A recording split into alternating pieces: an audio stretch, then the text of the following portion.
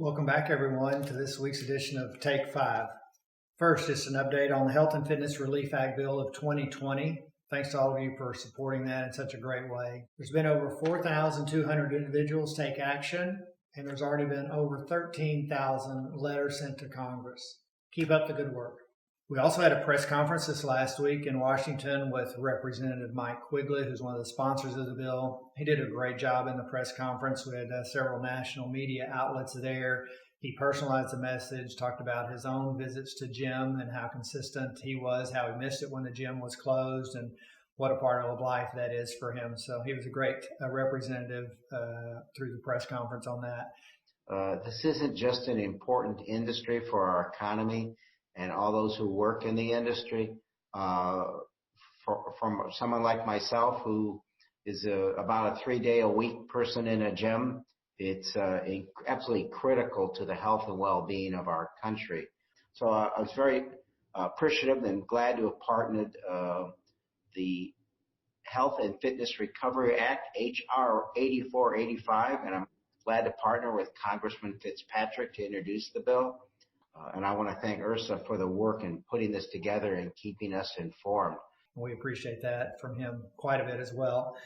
Also, if you didn't see it, we got some really positive coverage on Fox and Friends. There was a news segment there, and they interviewed Crunch Club owner there in Long Island.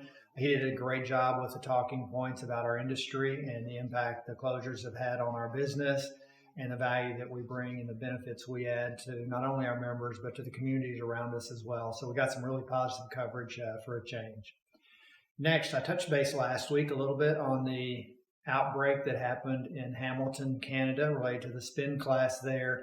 There's been a lot of coverage on that. We've reached out to them and uncovered and discovered, if you will, that they were indeed following the protocols that were issued by their local province. So they're doing a lot of things that we're doing here in the States as well, including specifically, to answer some of your questions, masks were required to be worn when they were in the facility going to and from, but not when they were actually strenuously exercising. So they were not wearing masks during the spin class when they were exercising, only when they were entering and departing the class. Another question that's been asked is, well, did they do anything around their air filtration or air exchange ratios? To this point, they've actually been mum on that. They haven't given any response. So you can read into that what you will, but perhaps that's an area that all of you might give a little more attention to as we continue to move forward. IHRSA did publish a response to that. There's an article with all the talking points that some of you may use with your members and with your elected officials. You can find that, of course, at IHRSA.org. Also, last week, I touched on the fact that, and thanked you for completing a survey that we sent out to members, both club operators and suppliers, about the value that IHRSA brings to you. The top 3 things we've heard back through this survey that all of you feel are the most valuable things that IHRSA provides are, no surprise, the annual convention and trade show is one of those. Also, research and education, both hand in hand. And then finally, the CBI magazine, which many of you still appreciate receiving. And oh, by the way, you appreciate it not only digitally, but you also would like to see it continue in print. So thanks for your feedback. We'll definitely take that to heart as we continue forward reimagining our association. I do want to share some of the latest research that's out there that's been being put on and coordinated by IHRSA. One is an exciting new consumer research report conducted by Kelton, which is a third-party market analysis group.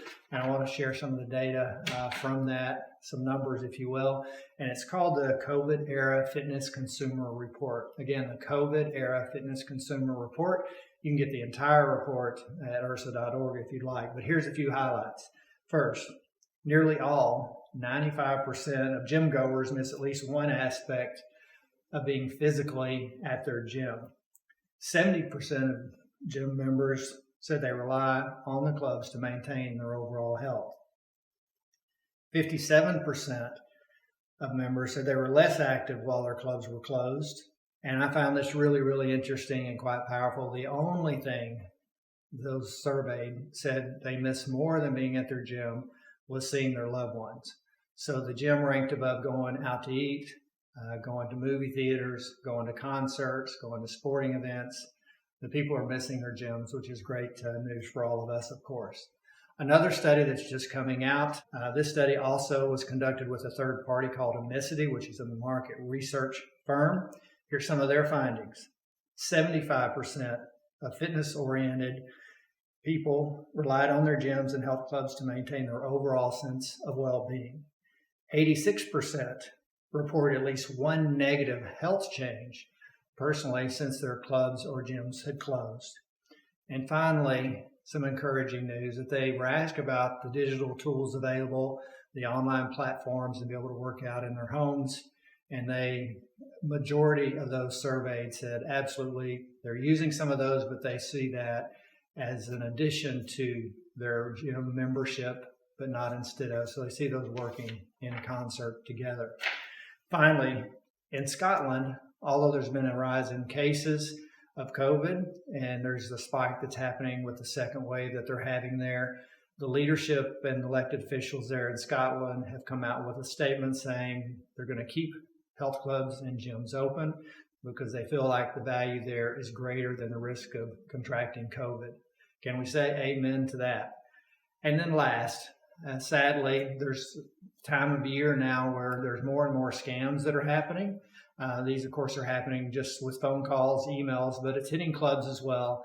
I've had several clubs report to me in the last week that they're receiving emails in their business offices or administrative offices with individuals seeking to gain banking information, credit card information from the health clubs, pretending to be your members and asking to help clear up some, invoicing or billing errors. So if you haven't done this already, please reach out to your own business offices and administrative people and caution them about, of course, ever giving out that information, but also to just be a little more aware.